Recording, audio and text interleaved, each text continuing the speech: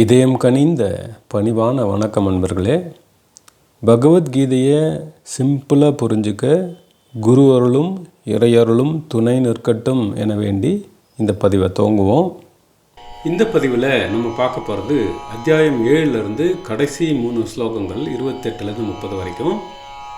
முதல்ல ஸ்லோகம் 28. ஏஷாம் துவந்தகதம் பாபம் ஜனானாம் புண்ணியகர்மணாம் தே துவந்தமோக நிர்முக்தா பஜந்தே மாம் திருடவ்ரதாக. இதோட அர்த்தம், எவருடைய பாவங்கள் கழிந்து அழிக்கப்பட்டு யார் ஒருவர் இருமை, மாயை மற்றும் மயக்கத்திலிருந்து விடுபட்டு நற்செயல்களை செய்கிறார்களோ அவர்கள் என்னை உறுதியுடன் வழிபடுகிறார்கள். அடுத்து ஸ்லோகம் 29. ஜரா மரண மோக்ஷாய மாமாஸ்ரித்ய யதந்தியே தே பிரம்ம தத்விதுः கிருத்ஸ்னம் அத்யாத்மம் கர்ம சாக்கிலம். இதோட அர்த்தம், என்னிடம் அடைக்கலம் புகுந்து மூப்பு மற்றும் மரணத்திலிருந்து விடுதலை பெற முயல்பவர்கள் அந்த பரம்பொருள் பிரம்மம், ஜீவன், ஆன்மா மற்றும் கர்ம வினையையும் முழுமையாக உணர்கிறார்கள். அடுத்து ஸ்லோகம் 30. சாதி பூதாதி தெய்வம் மாம் சாதி யஜ்ஞஞ்சயே விதுஹு பிரயாணகாலேபி ச மாம் தே விதுர்யுக்த சேதசஹ. இதோட அர்த்தம், உறுதியான சித்தமுடையோர் மரண காலத்திலும் என்னை பற்றிய முழு உணர்வுடன் என்னில் ஐக்கியமாகி பூவுலகம், மேலுலகம் மற்றும் அனைத்திலும் என்னை முழுமையாக உணர்கிறார்கள். இந்த 30வது ஸ்லோகத்தோட இந்த அத்தியாயம் 7 முடிவுக்கு வருதுங்க. இதுதான் கடைசி ஸ்லோகம். இப்போது இந்த ஸ்லோகங்களோட விளக்கத்தை நம்ம சிம்பிளாக புரிஞ்சிக்க முயற்சி பண்ணுவோம். நமக்கு பொதுவாக ஒரு பயம் இருக்கும். முதுமை காலம், மரண காலத்தை பற்றி நம்ம எல்லாருக்குமே பயம் இருக்கும். ஏன்னா நம்ம சுற்றி அக்கம் பக்கத்தில், நட்பு வட்டாரத்தில், சொந்தங்கள் வட்டாரத்தில் நடக்கிறத நம்ம பார்க்கும்போது வயோதிகம் வந்து வயசான காலத்தில் இந்த உடல் தளர்ந்து எழுந்து நிற்க நடக்க அவங்கவுங்க வேலைகளை செஞ்சுக்க ரொம்பவே சிரமப்படுறத நம்ம கண் கூட பார்க்குறோம். தள்ளாத வயசில் இன்னொருத்தர் உதவி இல்லாமல் காலம் தள்ளுறதும் உடல் உபாதைகள்னால அவதிப்படுறதும் தவிர்க்க முடியாத ஒன்றா இருக்குது. இப்படி ஓல்டேஜ் ரிலேட்டட் ப்ராப்ளம்ஸு நமக்கு ஒரு பெரிய சேலஞ்சாக இருக்கும்போது மரண பயம் வேற நம்மளை படுத்தி எடுக்கும்.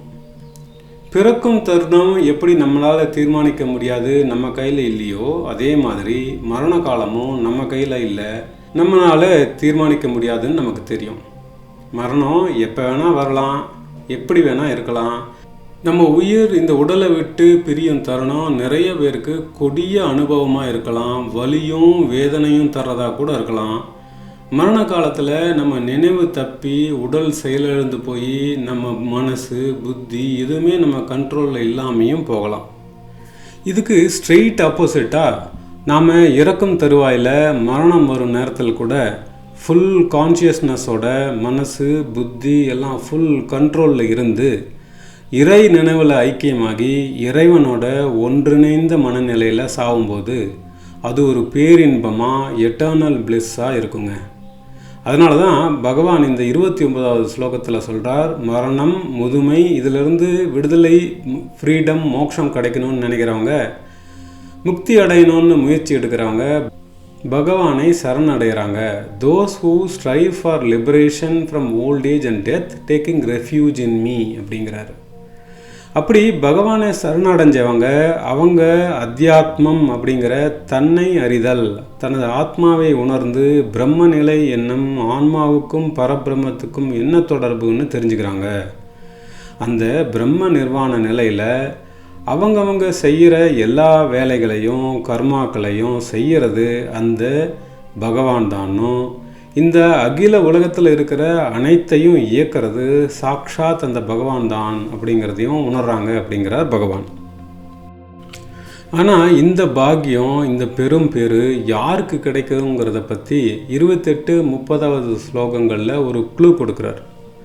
அதாவது யாரெல்லாம் பாவங்களுக்கான பலன்களை அனுபவித்து தீர்த்து பல ஜென்மங்களாக சுமந்துக்கிட்டு இருக்கிற பாவ மூட்டை காலியாகி ஒரு முடிவுக்கு வந்து மேலும் பாவச் செயல்களை இந்த ஜென்மத்தில் செய்யாமல் புண்ணிய காரியங்களையும் தெய்வீக கர்மாக்களை மட்டுமே செஞ்சுக்கிட்டு லௌகீக பொருட்கள் மேலே இருக்கிற மாயை விலகி எதிலையும் மோகம் கொள்ளாமல் யாருக்கும் தொந்தரவு கொடுக்காம பகவானை மட்டுமே வழிபட்டு வர்றவங்களுக்கு இந்த பாக்கியம் கிடைக்கும்னு பகவான் தெளிவாக சொல்கிறாரு. இப்படி ஒரு பாக்கியம், ஞானோதயம் நம்ம முதுமையில் தள்ளாடும்போது, மரண தருவாயில் இருக்கும்போது, at the time of death அவரில் வந்தால் கூட, திடீர்னு வந்தால் கூட நல்லது தாங்க. ஆனால் ப்ராக்டிக்கலாக யோசித்து பார்த்தோன்னா இப்படி திடீர் ஞானோதயம் கிடைக்கிறது, கடைசி நேரத்தில் கடைசி காலகட்டத்தில் திடீர் ஞானோதயம் கிடைக்கிறது சாத்தியமானு நம்ம யோசித்து பார்க்கணுங்க. அதனால தான் மகான் ரமண மகரிஷி அவரோட அக்ஷரமண மாலையில் இப்படி பாடுறாரு.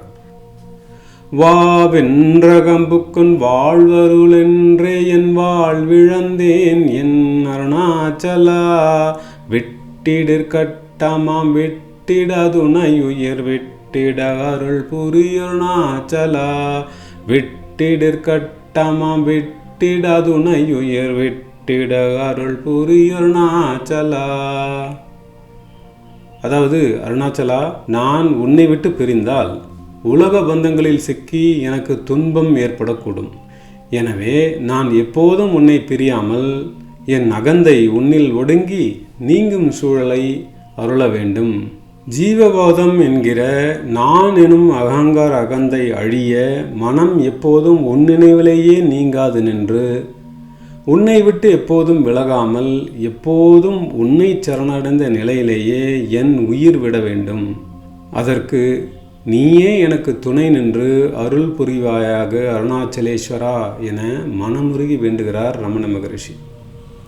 அதனால் நாம் நம்ம உடல் ஆரோக்கியமாக இருக்கும்போதே, மனசு புத்தி எல்லாம் நம்ம கண்ட்ரோலில் இருக்கும்போதே வெற்றி தோல்வி சுகதுக்கம் போன்ற இருவேறு நிலைகளையும் சமமாக பாவித்து செல்ஃபிஷாக பாவச் செயல்களில் ஈடுபடாமல் மற்றவங்களுக்கு உதவுற மாதிரி பரோபகாரம் நற்செயல்கள் பண்ணி always in service of God பகவத் கைங்கரியம் புண்ணிய காரியங்கள் எல்லாம் செஞ்சுக்கிட்டு இருந்தோன்னா பகவானை சரணடைஞ்சு தியானம் ரெகுலராக பண்ணி யோக நிலையில் எப்போவும் மெடிடேட்டிவ் ஸ்டேட்டில் நிர்விகல்ப சமாதி நிலையில் இருந்தோன்னா சாகும்போது கூட உயிர் உடலை விட்டு பிரியும்போது கூட மோட்சம் ஃப்ரீடம் கிடச்சி நாமளும் இறைவனுடன் ஐக்கியமாகலாங்க. அப்படியே ஆகட்டும் என இறைவனை பிரார்த்திப்போம். நல்லது. நன்றி. வணக்கம். ஓம் சாந்தி.